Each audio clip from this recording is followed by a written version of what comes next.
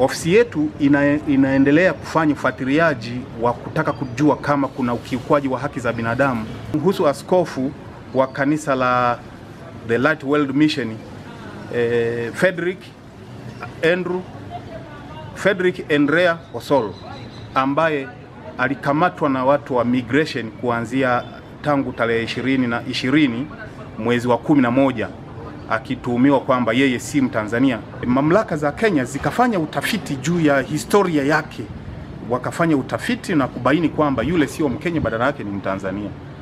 Wakakataa kumpokea. Kwa hiyo migration wa kwetu wa Tanzania wakaendelea kumshikilia pale siku 2 mpaka 5 hivi, na baadaye wakamhamishia Msoma, mkoa wa Mara, kwa migration pale pamoja, akawa anakaa mahabusu, wakamweka mahabusu ya polisi pale Msoma mjini. Kwa hiyo amekaa kwa muda mrefu sana, na baadaye tena walikaamua kumchukua tena. Hivi karibuni wamemchukua tena wakampeleka Kenya ndani kabisa, kule ndani. Walipomfikisha kule Kenya ndani kabisa kule,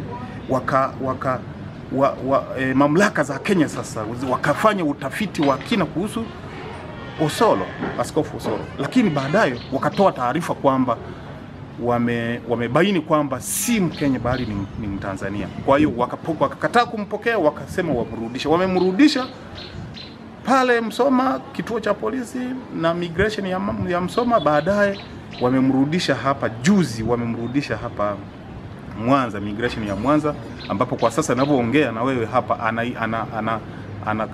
anakuwa mahabusu ya polisi ya Central Nyamagana hapa. Tulichukua hatua ya kufuatilia pale maeneo pale migration, kuona kama ni hatua gani zimefikiwa juu ya Osoro. Ni hatua gani zimechukuliwa juu ya Osoro mpaka sasa hivi, kwa sababu ukitizama kwa dhati utaona kwamba kuna ukiukaji wa haki za binadamu, kwa sababu kuna ile tunaita haki jinai hata izingatiwe, ambayo iliwahi kutangazwa na Mheshimiwa Rais Dr. Samia Suluhu Hassan kwamba ikiwezekana mtu asikae mahabusu kwa zaidi ya muda unaotakiwa kisheria. Mtu alikamatwa tangu tarehe 20 mwezi wa 11. Leo tunapozungumza ni tarehe 17 mwezi wa 12. Ni muda mrefu sana. Sidhani kama uhamiaji hata wanatekeleza maelekezo ya haki jinai. Hello.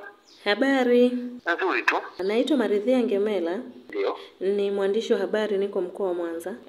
Kuna taarifa zimetufikia hapa ofisini kwetu. Kuna mkurugenzi wa shirika la kutetea haki za binadamu inaitwa SALT. Amesema madai yake ni kwamba kuna mteja wake ameshikiliwa hapo na jeshi la uhamiaji mkoa wa Mwanza, anaitwa Osoro.